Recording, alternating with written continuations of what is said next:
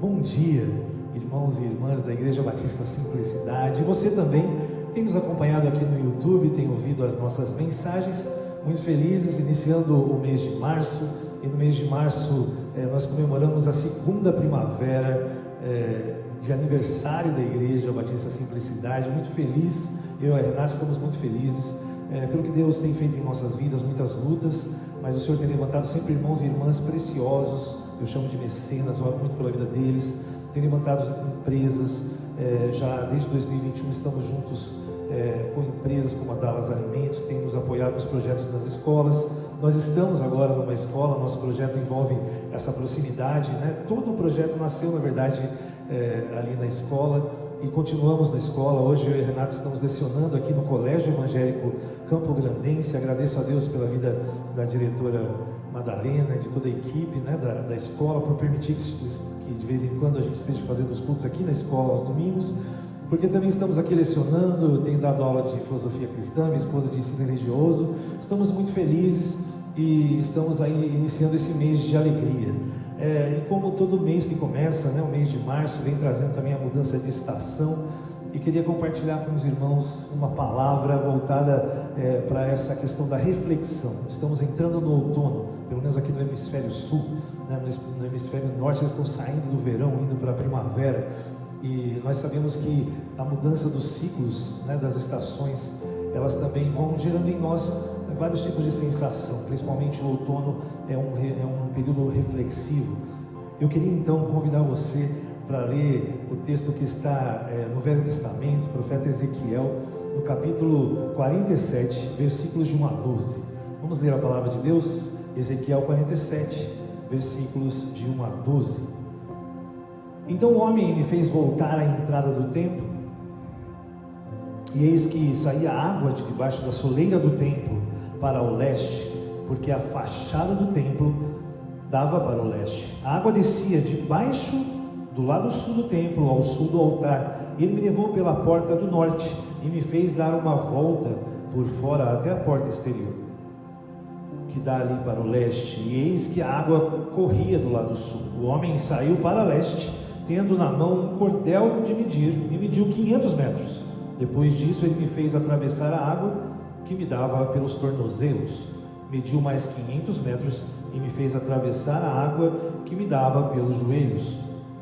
Mediu mais 500 metros e me fez atravessar a água, que me dava pela cintura. Mediu ainda mais 500 metros e era um rio que eu não podia atravessar, porque as águas tinham crescido. Eram águas em que só se podia nadar, um rio pelo qual não se podia passar andando.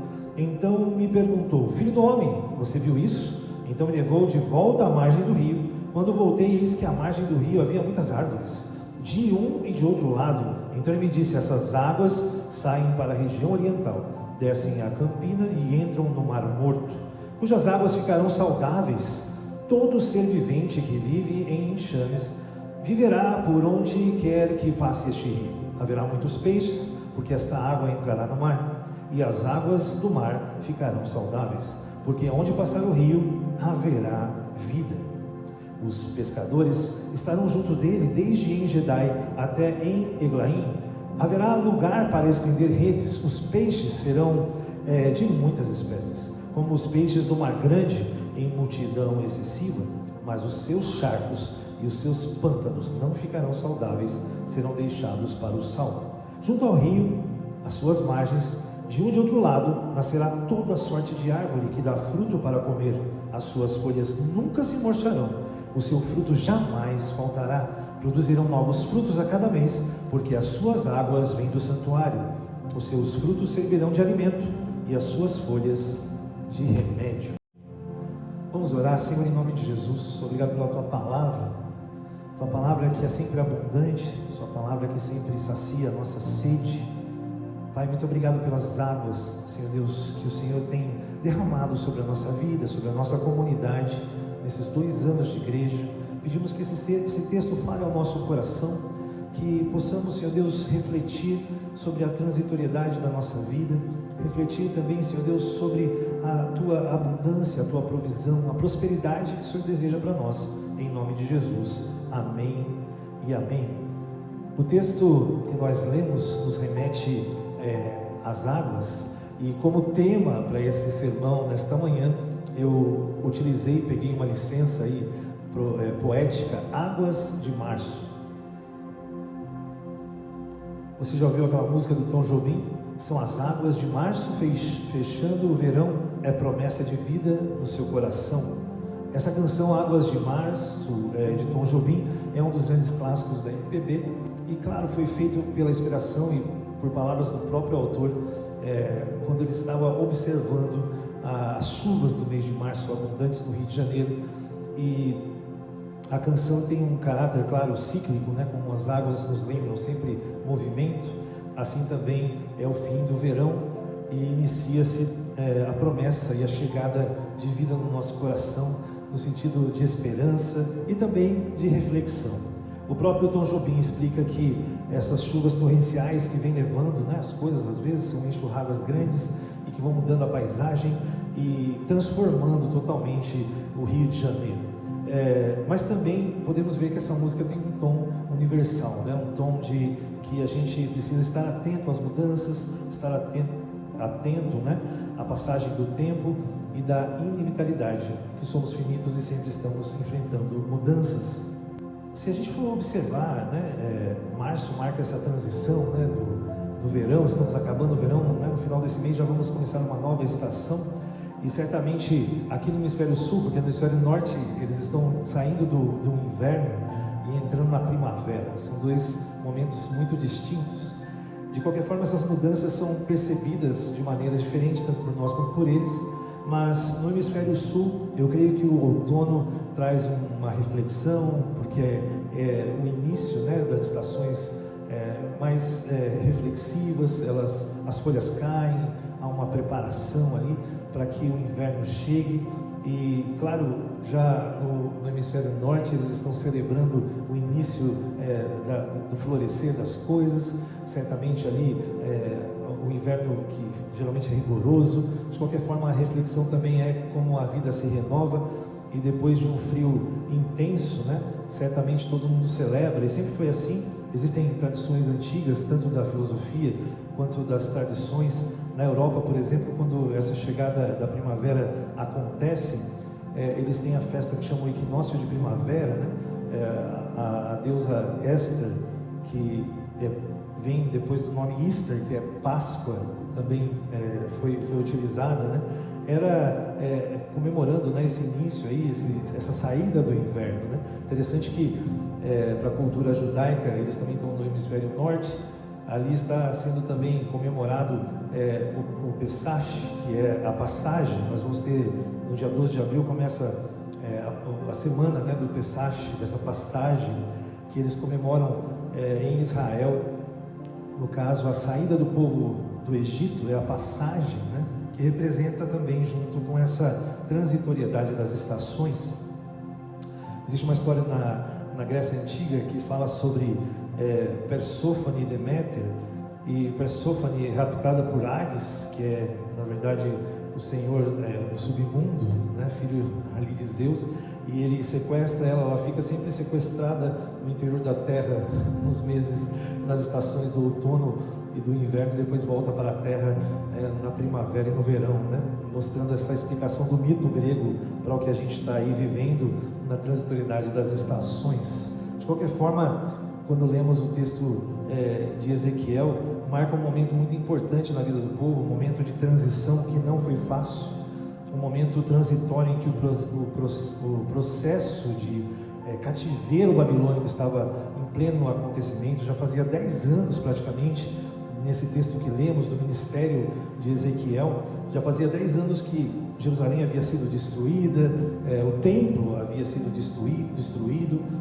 e Ezequiel é aquele profeta que ele vai exercer o seu ministério profético na Babilônia. Isso é um momento muito difícil do povo, em que já haviam ido pessoas e agora estão indo mais pessoas para o exílio, porque não dá mais para morar em Jerusalém.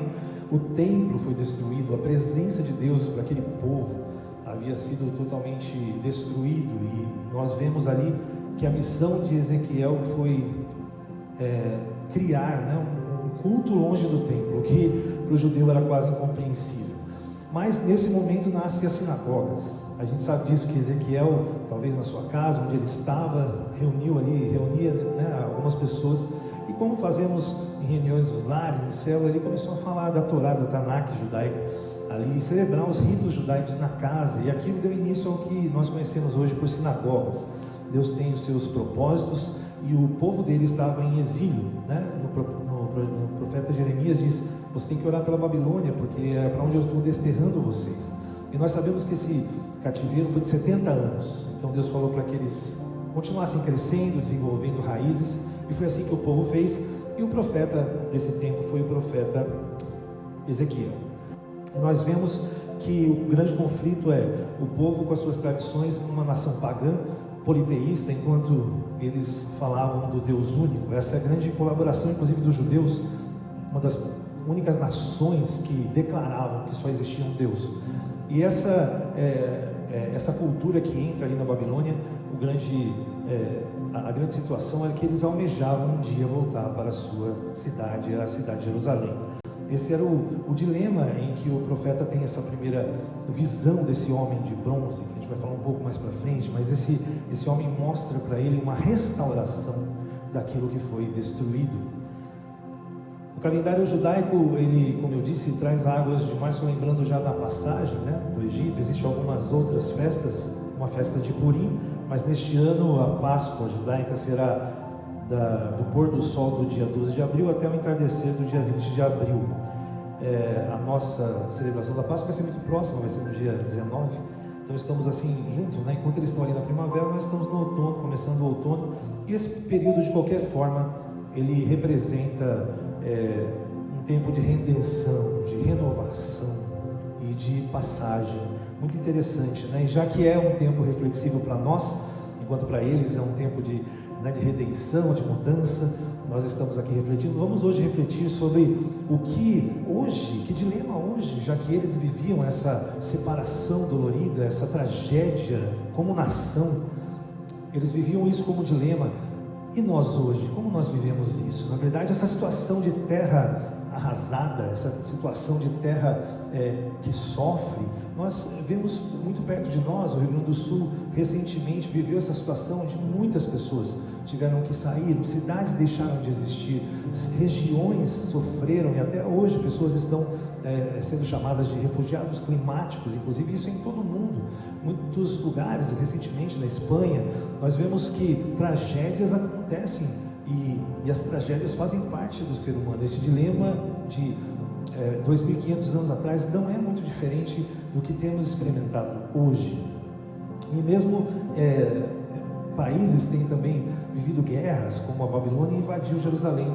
Nós vemos a Rússia invadindo a Ucrânia, vemos Israel sendo atacada e dando um retorno ali na faixa de Gaza. Nós vemos povos que estão sofrendo e que estão realmente vivendo um momento como Ezequiel estava vivendo, muitos longe das suas casas, exilados. Quantas pessoas foram para o Egito, quantas pessoas foram para o norte europeu, saíram ali para o leste europeu, fugindo dessa situação, e assim estavam os refugiados.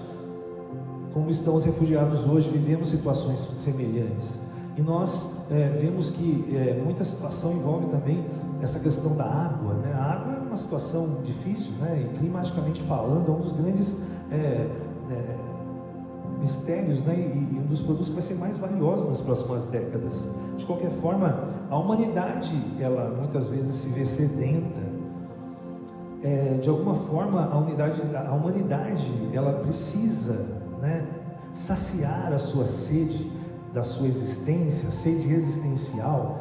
A água, ela esse produto, né, que nos alivia, que nos sacia, que nos dá a sensação de que estamos tranquilos. É assim, e a gente procura, como o ser humano, nos nossos dilemas, nas nossas dificuldades, essa ansiedade existencial do ser humano é fruto dessa busca que nós temos, e muitas vezes nós buscamos em outros lugares. Eu gosto muito de Santo Agostinho. Ele é um dos pais da igreja, um dos monges aí dos primeiros séculos, e há centenas de anos atrás ele já escreveu o seguinte: Santo Agostinho de Hipona: tarde te amei, ó beleza tão antiga e tão nova, tarde te amei, eis que estava dentro de mim, e eu lá fora a te procurar. Quantas vezes Deus está perto de nós e nós estamos procurando em outras coisas, nós estamos ali como o povo de Israel, né, começando a desvalorizar o templo. Afinal de contas sempre vamos lá, sempre podemos fazer um sacrifício, todo ano, a gente tem o nosso perdão do pecado. Hoje eu não vou, o sacerdote não falou muito bem, talvez alguma coisa nesse sentido, mas nós vemos que quando realmente acabou o templo, eles estavam ali naquela ansiedade, naquela vontade de saciar, a vontade de estar na presença de Deus, que a sede, né, de Deus se manifesta. Por isso o povo, né, hoje Agostinho fez caiu essa ficha nele, né? Porque eu estava procurando esse prazer, essa alegria fora, sendo que o Senhor Deus está dentro de mim. Agostinho tem esse encontro com a graça de Deus, né? E ele mesmo declara que eu te procurei por tanto tempo, porque eu não te achei antes, porque eu não entendi que você estava perto de mim. Muitas vezes nós queremos saciar as nossas ansiedades com coisas momentâneas. O carnaval, nós estamos aí nesse feriado, muitas pessoas estão buscando, né, nos prazeres, nas coisas que são fugazes, e certamente nós vemos essa situação refletida numa ansiedade existencial do ser humano, e muitas vezes essa alegria ela passa, a maioria das vezes ela é passageira. Cantamos hoje no culto: assim como a corça anseia por águas, né, como terra seca, precisa da chuva, o meu coração tem sede de ti. E aqui tem uma figura muito interessante da corça. Assim como a corça suspira pelas águas. Você já viu esse animal ali da Palestina, do deserto palestino? Dizem que quando a corça ela sente que ela está próximo de águas, ela começa a bradar, ela começa a emitir um som poderoso, porque ela tem um instinto que consegue localizar as fontes. Muitas pessoas seguem as corças para cavarem os seus poços, e o salmista diz: eu sou como a corça, como ela anseia pelas águas, o meu coração tem sede do Deus vivo. Quando eu poderei voltar, né, a celebrar? E assim ele sonhava também com a visão de Ezequiel. Meus irmãos, que maravilha sabermos disso na nossa vida, que pau é pedra, é o fim do caminho, é o resto do toco, é o pouco sozinho, né? Essa canção acho que falava mais ou menos do estado em que estava Jerusalém. Poderia ser mesmo, é só devastação, é o fim do caminho para eles. Não, mas Deus, ele é aquele que diz para o seu povo: calma, continuem vivendo, continuem crescendo. E nós sabemos que em 70 anos, né, depois a reconstrução do templo começa. Vai Neemias, faz os muros, depois Zorobabel o templo, e no final de 70 anos desse exílio, realmente a visão de Ezequiel se torna realidade. Esse rio que o profeta Ezequiel menciona ali nos seus escritos, né, e que ele encontra ali, né, com aquele homem de bronze, uma aparência como de bronze, e ali ele vê esse rio, né, caudaloso, crescendo a cada passo, né, a cada 500 metros ele se aprofunda, água nos tornozelos, água nos joelhos, água na cintura, até ele vê aquele rio caudaloso que ele só poderia nadar. O que começa com um simples filete, né, algo raso em nossas vidas, Deus deseja que a gente aprofunde, que a gente vá cada vez mais profundo nos conhecimentos de Deus. E o texto, nós vemos o impacto desse rio na vida do profeta Ezequiel. Ele transforma até o mar morto, né, que nós conhecemos hoje, um mar que é salgado, um mar que não tem vida. E nós vemos que essa profecia, muitos dizem que ela está se cumprindo hoje. Estão existindo vários trajetos de água doce com peixes ali na região do Mar Morto. E um dos locais mais inóspitos do mundo hoje tem alguns bolsões de água potável vindo pelas chuvas que estão se abrindo, né? Interessantíssimo, né? Ele gera árvores cujos frutos alimentam e as folhas curam. Esse rio é um rio de restauração. E o profeta começa a entender que Deus estava dando a ele uma visão profética de que um dia tudo que foi destruído seria reconstruído. Interessante demais, em Ezequiel 43 o profeta descreve um homem de aparência semelhante ao bronze, portando um cordel de linho e uma cana de medir, está lá em Ezequiel 43. Esse homem que o levou, que media 500 metros, que estava com Ezequiel, esse homem com aparência de bronze, esse homem que aparece desde o capítulo 40 até o versículo que nós lemos hoje, o texto do Ezequiel 47. Existem várias interpretações, a que eu gosto mais, que é uma cristofania, ou seja, uma representação do Cristo diante de Ezequiel, até porque muitos teólogos fazem relação a esse homem com aparência de bronze, com aquele mesmo homem que João vê em Apocalipse 1,15, que seus pés eram de bronze. Talvez ali Ezequiel tenha tido um encontro com o próprio Jesus, apontando para a eternidade, quando ele voltará e realmente a Jerusalém será eterna e perfeita, e a presença de Deus não será nem necessário um templo, porque nós estaremos constantemente com o nosso Deus. Quais são os significados que nós podemos ver para a água na palavra de Deus? Na tradição bíblica a gente pode ver principalmente um simbolismo forte, porque o próprio Espírito Santo na criação de todas as coisas estavam pairando sobre a face das águas. Nós vemos também que elas podem representar um juízo. Foi assim na vida da geração de Noé, quando Deus manda o dilúvio. E também nós vemos que o batismo como uma renovação. A água também simboliza provisão de Deus, porque aquela região ali é uma região de deserto, e você vê o valor que tem a água para quem mora na Palestina, naquela região de Jerusalém, do Mar Morto. Tanto é que você pode ver o que Jesus mesmo fala sobre ele quando se refere a essa água viva que sacia a sede da humanidade. Está lá em João 7,38. Quem crer em mim, como diz a Escritura, do seu interior fluirão rios de água viva. Quando nós temos Jesus no nosso coração, nós temos essa possibilidade de fluir, de fluir a vida de Cristo para as outras pessoas. Essa é a nossa missão. Nós somos como reservatórios de água, nós somos como aqueles que podem saciar essa sede. Por isso nós precisamos pregar o Evangelho, viver de acordo com o Evangelho. A nossa grande luta, somos falhos, imperfeitos, mas temos em nós uma fonte que pode jorrar, primeiro nos saciar e depois alcançar muitas pessoas. Então a restauração não era apenas do templo físico, mas eu creio que essa palavra é uma restauração que todos nós vamos viver quando Jesus voltar novamente, que nos dá acesso à vida. A graça não é uma promessa distante, meu irmão, ela está fluindo agora. Ela fluiu em Ezequiel, fluiu na reconstrução do templo, fluiu durante a vida de Cristo. A graça de Deus, que é o Evangelho de Cristo, que passou pela cruz, essa água continua jorrando. 2000 anos depois, as pessoas podem ser saciadas pela água viva.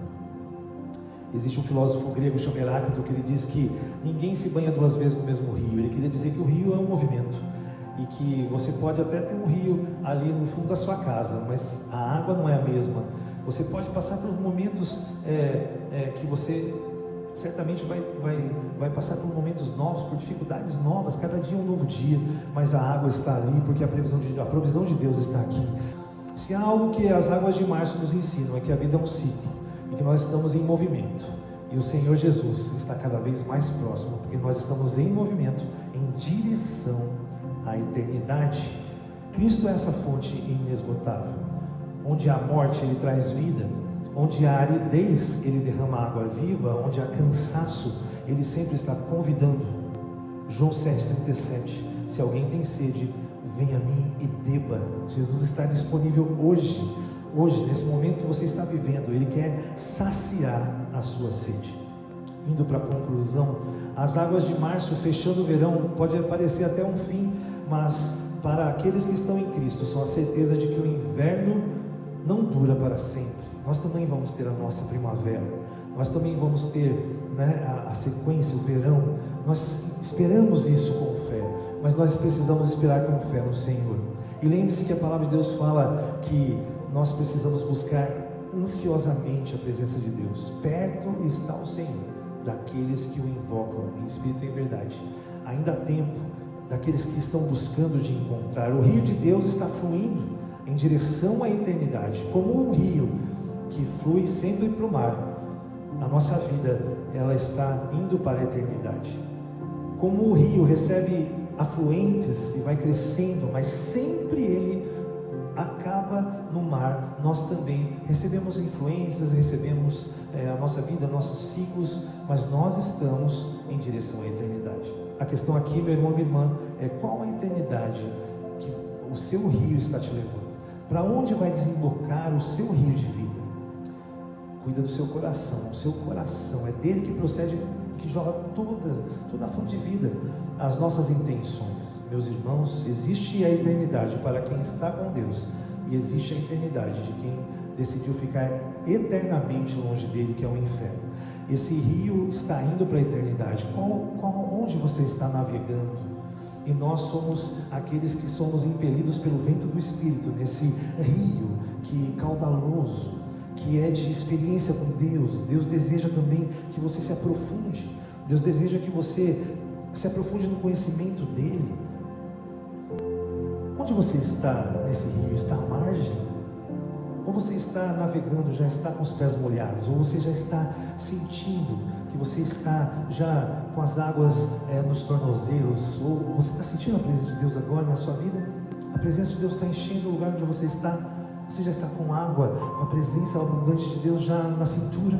Você já está sentindo ali flutuando na presença de Deus, nessa profundidade? Saia do raso, vai mais fundo. Esse é o convite de Jesus para você neste dia. Que tal você, nesta manhã, ou nesse momento que você está olhando, mergulhar nesta água de conhecimento? Quão profundos são os pensamentos de Deus, o conhecimento dele, o relacionamento que ele deseja, a prosperidade que ele tem para nós. Deus deseja fluir, conduzir você e eu em destino à eternidade. Que alegria podemos conhecer essa palavra, essa profecia há 2.500 anos atrás. Ainda é o tempo dela hoje. Se você crê e eu cremos, Jesus está próximo. Essa visão está próxima de ser completamente realizada e concluída em nome de Jesus. Vamos orar? Senhor, em nome de Jesus, nós estamos aqui na Tua presença mais uma vez, todos os domingos. Pedimos agora, Senhor Deus, que essa água viva que Jesus promete e só Ele dá, que ela seja derramada onde estiver essa mensagem chegando, no carro, em casa, no escritório. Senhor Deus, em nome de Jesus, que o Senhor faça com que todos nós tenhamos uma experiência profunda com o Senhor nesta semana, neste momento. Que a gente não tenha medo, que a gente vá caminhando, que a gente vá sondando e conhecendo as profundidades que o Senhor deseja para a nossa vida, no nosso relacionamento com o Senhor, a profundidade do Teu amor, a segurança que há em Ti, e que o Espírito Santo seja esse vento que nos conduza neste rio que está indo em direção à eternidade, para passarmos eternamente a nossa presença nesse Deus. E nós pedimos também que as Tuas águas, Pai, que elas trazem também a cura, alcancem pessoas nesta manhã ouvindo essa mensagem, que precisam de uma cura, que precisam, Senhor Deus, de um renovo, que precisam ser lavadas, Pai, agora, em nome de Jesus. Lava, Pai, feridas, lava, Senhor Deus, situações de câncer, situação, Senhor Deus, de dor, de depressão. Lava, Senhor Deus, lava essas situações em nome de Jesus. Se alguém está desanimado, se alguém está sedento, com vontade, Senhor Deus, de conhecer mais a Ti, sacia agora com a Tua água, Jesus, água viva. Que cada um, ao final dessa mensagem, se sinta extremamente, Pai, tocado, extremamente saciado, Pai, porque o Senhor está perto daqueles que o buscam, o Senhor está perto daqueles que o amam. Deus, derrama nessa manhã, em nome de Jesus, e que o amor de Deus, o Pai, flua mesmo, Senhor Deus, em nossas vidas, flua como esse rio caudaloso, e que, Senhor Deus, a graça do Senhor Jesus, que é também, Senhor Deus, forte como um rio poderoso, nos abençoe, graça para com pessoas, com o Senhor Jesus, com Deus. Essa graça esteja em nós, e principalmente o Espírito Santo de Deus, que também, Senhor Deus, a Tua paz seja derramada sobre nós, a Tua consolação, o Teu conforto sobre nós, sobre os filhos dos nossos filhos, até a consumação do século, e essa visão da Jerusalém celestial aconteça, em nome do Pai, do Filho e do Espírito Santo. Amém e amém. Que você seja muito abençoado, que a sua semana seja profundamente abençoada, que ela seja caudalosa de muitas bênçãos, é o que eu desejo em nome de Jesus. Amém e amém.